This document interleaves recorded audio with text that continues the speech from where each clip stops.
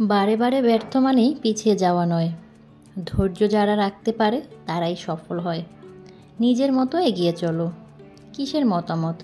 একটা রাস্তা বন্ধ হলে খোলা হাজার পথ। হ্যালো এভরিওয়ান, আসসালামু আলাইকুম। কেমন আছেন সবাই? বাংলাদেশি ব্লগার লিপি চ্যানেল থেকে আমি লিপি আমার লাইফের নতুন আরেকটি লাইফস্টাইল ব্লগ নিয়ে আপনাদের মাঝে হাজির হয়ে গেলাম। আশা করছি যে যেখান থেকে আমার আজকের ভিডিওটি দেখছেন সবাই সুস্থ আছেন, ভালো আছেন এবং নিরাপদে আছেন। আলহামদুলিল্লাহ, আল্লাহর রহমতে আমিও আমার পরিবারের সবাইকে নিয়ে ভালো আছি। আমার গত ভিডিওটা আপনারা এত বেশি পছন্দ করবেন যেটা আমার কল্পনায়ও ছিল না। আমার প্রিয় আপুদের এত সাপোর্ট আর ভালোবাসা পেয়ে কিন্তু আমি এত দূরে চলে এসেছি। আল্লাহর কাছে লাখো কোটি শুকরিয়া। আর সেই সাথে আমার প্রিয় আপুদের কাছে আমি অনেক বেশি কৃতজ্ঞ আমাকে এভাবে সাপোর্ট করার জন্য। আমার গত ভিডিওতে আমার প্রিয় আপুরা খুব সুন্দর কমেন্টস করেছে, আর কমেন্টসগুলো পেয়ে আমার এত বেশি ভালো লেগেছে যেটা আমি ভাষায় প্রকাশ করতে পারবো না। আসলে আমি অনেক বেশি এক্সাইটেড হয়ে গিয়েছিলাম আপুদের কমেন্টস পেয়ে। আমার এত বেশি খুশি লাগছিল যে কি বলবো। আসলে খুশিটা যদি অন্যের সাথে ভাগাভাগি করা যায় তাহলে সেই খুশিটা কিন্তু আরও দ্বিগুণ হয়ে যায়। তো আমার ঘরে যেহেতু খুশি ভাগাভাগি করার মতো কেউ নেই, শুধু আমার ছোট্ট মেয়েটা আছে। আর আমার হাসি, কান্না, সুখ, দুঃখ সব কিছুই কিন্তু আমার এই ছোট্ট মেয়েটার সাথে আমি শেয়ার করি। শুধু এই ভিডিওর কমেন্টস না, প্রত্যেকটা ভিডিওর কমেন্টসই কিন্তু আমি পড়ে আমার মেয়েকে শোনাই। ও বুঝলে বুঝলো, না বুঝলে নাই, কিন্তু ওর সাথে আমি শেয়ার করি। কিন্তু এই ভিডিওর কমেন্টসগুলো আমি আমার হাজব্যান্ডের সাথে শেয়ার না করে আর থাকতে পারি না। তো আমি কিন্তু ওকে কমেন্টসগুলো পড়ে শুনিয়েছি আর বলেছি, দেখো আপুরা আমাকে কত সুন্দর কমেন্টস করেছে। আর যেখানে ভালো আছে সেখানে কিন্তু মন্দ থাকবেই, এটাই স্বাভাবিক। এত ভালো কমেন্টসের ভিতরে আমার কিন্তু দুই একটা খারাপ কমেন্টসও আসছে। তো ভালোর মাঝে যে খারাপ কমেন্টস আসছে বা ব্যাড কমেন্টস যেটাই বলি না কেন, সেটা নিয়ে কিন্তু আমি একদমই মন খারাপ করি না। কারণ আমি অনেক বেশি হ্যাপি যে তারা কিন্তু আমার ভিডিওটা দেখেছে এবং আমার কথাগুলো শুনেছে, তারপরে তাদের মতামত আমার কমেন্ট সেকশনে এসে জানিয়েছে।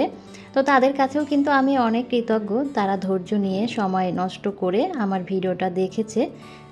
আর এই দুটো কমেন্টসকে আমি কখনোই ব্যাড কমেন্টস হিসেবে ধরবো না, কারণ এক একজনের চিন্তা চেতনা কিন্তু এক এক রকমের। প্রত্যেকের চিন্তাই কিন্তু আলাদা হয়ে থাকে। সবার চিন্তা ভাবনা যে একই রকমের হবে সেটা কিন্তু না।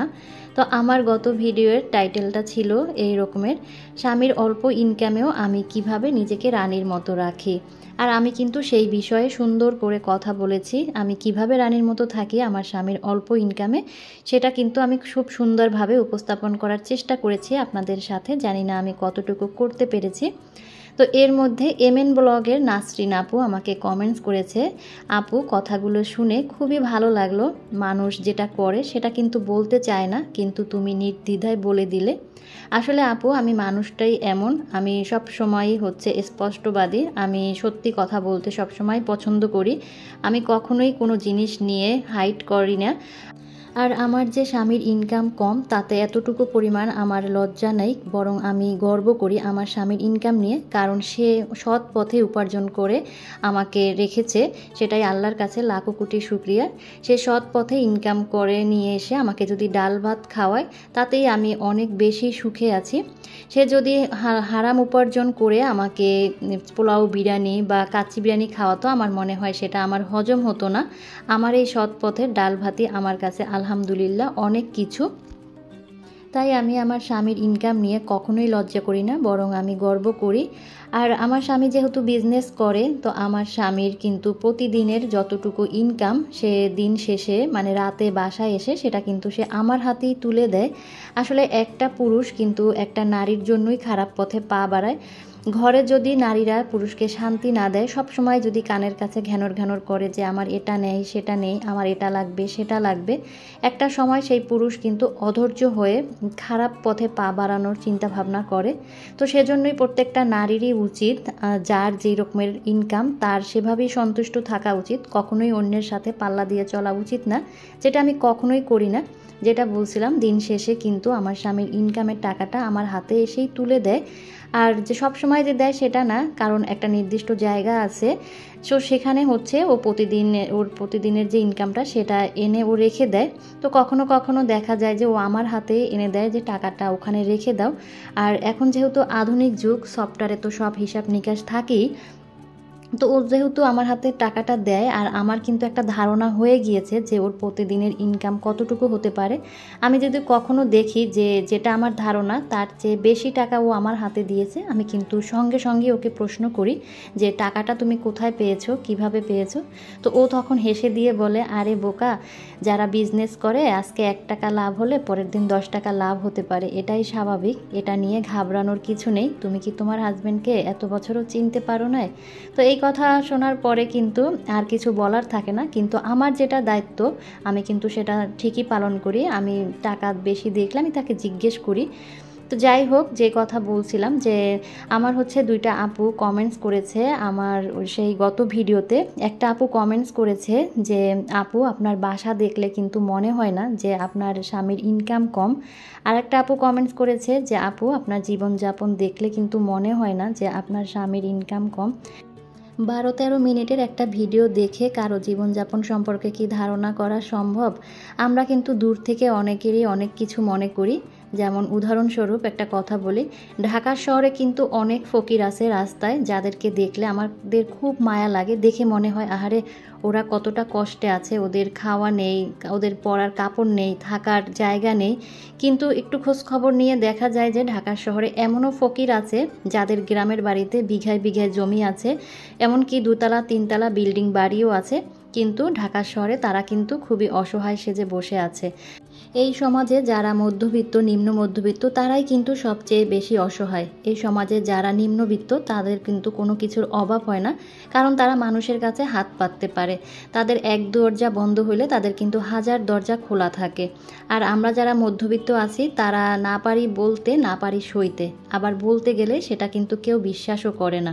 তো আমার এই ঘর বাড়ি জীবনযাপন দেখে আপনারা ধারণা করে নিয়েছেন যে আমার স্বামীর ইনকাম কিছুতেই কম হতে পারে না। আসলে আমি কিন্তু খুব সুন্দরভাবে আমার ভিডিওতে কথাগুলো শেয়ার করেছিলাম যে আমার স্বামীর অল্প ইনকামে আমি কিভাবে বুদ্ধি করে রানীর মতো থাকি। আপনারা আমার ভিডিওটা দেখেছেন, আমার কথাগুলোও শুনেছেন, কিন্তু হয়তোবা কিছু কথা আপনারা স্কিপ করে গিয়েছেন, তাই আপনারা বিষয়টা বুঝতে পারেন নাই। আমি কিন্তু এটাও বলেছিলাম যে আমি কিন্তু আগে জব করতাম। তো আমার স্বামীর ইনকাম এখন কম, কিন্তু বিগত 4-5 বছর আগেও কিন্তু আমার স্বামীর ইনকাম আলহামদুলিল্লাহ ভালো ছিল, এবং আমি কিন্তু তখন একটা জবে ছিলাম, খুব ভালো পজিশনেই একটা জবে আমি ছিলাম। আমার স্যালারিও আলহামদুলিল্লাহ বেশ ভালোই ছিল। তো মানুষের তো দিনকাল সবসময় এক রকমের যায় না, আর দূর থেকে কারো সম্পর্কে কিন্তু না জেনে শুনে ধারণা করা একদমই ঠিক না। তো কেউ কিন্তু আমার কথায় কষ্ট পাবেন না, কাউকে কষ্ট দেওয়ার জন্য আমি কিন্তু কথাগুলো বলি নাই, জাস্ট কথাগুলো আমি ক্লিয়ার করে দিলাম যে দূর থেকে কারো সম্পর্কে কোনো কিছু ধারণা করা ঠিক না। দূর থেকে অনেক কিছুই দেখে মনে হয়, কিন্তু সামনাসামনি গেলে বা তার সাথে মিশলে, তার সাথে কথা বললে আসল জিনিসটা কিন্তু জানা যায়, তার অবস্থানটা কোথায় সেটা কিন্তু জানা যায়। আর এদিকে আপনাদের সাথে কথা বলতে বলতে কিন্তু আমি অনেক কাজ করে নিয়েছি। সকালবেলা নাস্তাটা করেই আমি হচ্ছে বেডরুমটা গুছিয়ে নিয়েছি। আর আজকে হচ্ছে আমি যেই রুমটা গুছিয়েছি সেই রুমটা সঙ্গে সঙ্গে ঝাড়ু দিয়ে নিয়েছি। প্রথম বেডরুমটা গুছিয়ে ঝাড়ু দিয়ে নিয়েছি, আর সাথে আমার বেডরুমের দরজাটাও আমি পরিষ্কার করে নিয়েছি। আজকে কিন্তু আমার প্রত্যেকটা রুমের দরজাই পরিষ্কার করেছি। এরপরে সেকেন্ড বেডরুমটাও গুছিয়ে ঝেড়ে টেরে আমি দরজাটা মুছে নিয়েছি, ডাইনিং রুমটাও ঝেড়ে মুছে নিয়েছি। কারণ আমার মেয়ের হচ্ছে আজকে স্কুলে খাতা দিবে, তো সেটা নিয়ে খুব আমি টেনশনে আছি আর কি। খাতায় কি দেখতে পাবো না পাবো সেটা নিয়ে খুব বেশি টেনশনে ছিলাম। তো হাতের কাছে যে কাজ ছিল সব কাজগুলোই আগে ভাগে গুছিয়ে নিচ্ছিলাম। আমি একটু আগেই আজকে স্কুলে যাব। তো এটা যেহেতু খাতা দেওয়ার পরের দিনের ভিডিও, আমি ভয়েস দিচ্ছি আর কি, ভিডিও আমার ওই দিনই করা ছিল। তো গতকালকে ভিডিওটা করেছিলাম আর আজকে ভয়েস দিয়ে আপনাদের সাথে শেয়ার করছি। তো আলহামদুলিল্লাহ আমার মেয়ের রেজাল্ট কিন্তু ভালো হয়েছে। আমি যে পরিশ্রম ওর পিছনে দিয়েছিলাম পরীক্ষার সময় আপনাদের সাথে কিন্তু শেয়ার করেছিলাম, আর পরীক্ষার পরে কিন্তু আমি অসুস্থ হয়ে গিয়েছিলাম।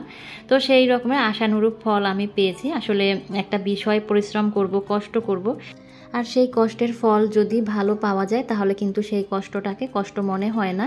তো এদিকে হচ্ছে আমি কিচেনে আসছি, আমার মেয়ের টিফিনটা রেডি করে আমি স্কুলে চলে যাব। তো গত ভিডিওতে কিন্তু আমি দেখিয়েছিলাম পোলাও রান্না করেছি, আর ফ্রিজ থেকে কিছু কিশমিশ বের করে পোলাওতে দিয়েছিলাম। সেই কিশমিশগুলো কিন্তু আর তোলা হয় নাই, তো পানি লেগে ওইটা ভেজে গিয়েছিল, তাই আমি ছোট কুলাটার মধ্যে হচ্ছে শুকাতে দিয়েছিলাম। পানিগুলো শুকিয়ে গিয়েছে, আমি জারে রিফিল করে নিয়েছি। আর আমার মেয়ের টিফিনের জন্য হচ্ছে আমি আম কেটে নিয়েছি। এখন হচ্ছে আমি রেডি হয়ে মেয়ের স্কুলে যাচ্ছি। তো যখন আমি স্কুলে যাচ্ছিলাম তখনও খুব বেশি টেনশন কাজ করছিল, খাতায় আমি কি দেখতে পাবো, কতগুলো ভুল দেখতে পাবো, কত নাম্বার সে পেয়েছে সেটা নিয়ে খুব বেশি টেনশনে ছিলাম। তো আসার পরে খুব খাতা দেখার পরে মনটা বেশ ফুরফুরে হয়ে গিয়েছিল। আর স্কুল থেকে আসার পথে আমি কিছু কাঁচামরিচ নিয়ে আসছি, সেগুলোর এখন বোটা ছাড়িয়ে নিচ্ছি। আর গত ভিডিওতে আমার মাটির হাঁড়ি পাতিল দেখে অনেক আপুরাই আমাকে নক করেছেন হোয়াটসঅ্যাপ ইমোতে। তো পাবনা থেকে একটা আপু আমাকে সরাসরি ফোন করেছিল, নোয়াখালী থেকে একজন আপু নক করেছিল, তারপরে ফেনী থেকে একটা আপু নক করেছিল, চট্টগ্রাম থেকে একটা আপু নক করেছিল। আসলে আমার এই মাটির হাঁড়ি পাতিলগুলো আমি ঢাকার ভিতরেই এ পর্যন্ত ডেলিভারি দিয়েছি, ঢাকার বাইরে আমি এখনও ডেলিভারি পাঠাইনি।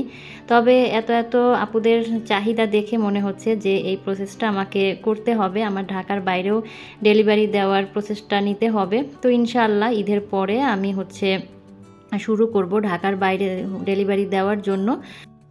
আর আজকের ভিডিওর কথা এবং কাজ কোথাও কোনো অংশ যদি আপনাদের এতটুকু ভালো লেগে যায় তাহলে চাইলে আমার চ্যানেলটি সাবস্ক্রাইব করে অল অপশনটি অন করে আমার সাথেই থেকে যেতে পারেন। ভিডিওতে অবশ্যই মনে করে একটা লাইক দিবেন। ভিডিও কেমন লাগলো সেই বিষয়ে মতামত জানাবেন কমেন্টস করে কমেন্টস বক্সের মাধ্যমে। যারা অলরেডি এই কাজটি করে ফেলেছেন তাদেরকে অসংখ্য ধন্যবাদ। তো আজ এখান থেকে বিদায় নিয়ে নিচ্ছি। সবাই সুস্থ থাকবেন, ভালো থাকবেন, দেখা হবে নেক্সট ভিডিওতে। আল্লাহ হাফেজ, আসসালামু আলাইকুম।